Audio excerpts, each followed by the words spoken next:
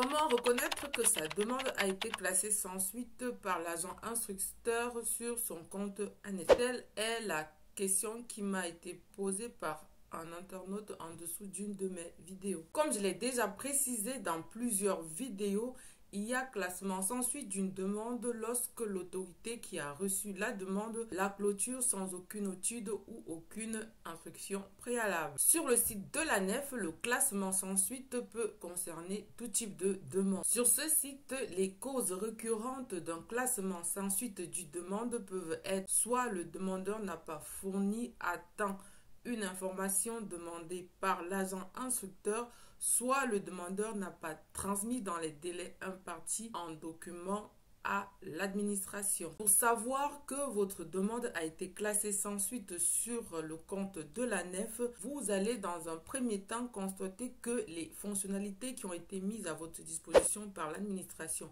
pour envoyer une information ou pour transmettre un document complémentaire ont été désactivées. La désactivation de ces fonctionnalités arrive le plus souvent lorsque vous n'avez pas fourni à temps les documents. Et dans cette hypothèse, le demandeur ne peut plus téléverser ni envoyer les informations à travers ces fonctionnalités mises à sa disposition par l'agent instructeur. Et dans cette hypothèse, il faut bien l'avoir en tête, vous perdez votre temps si vous envoyez les documents concernés par voie postale. Dans un deuxième temps, pour reconnaître que votre demande a été classée sans suite par l'agent instructeur, vous allez recevoir une lettre de l'administration, notamment de la préfecture, qui vous informe que votre demande a été classée sans suite. À côté de cette information, la préfecture va également vous donner les motifs de ce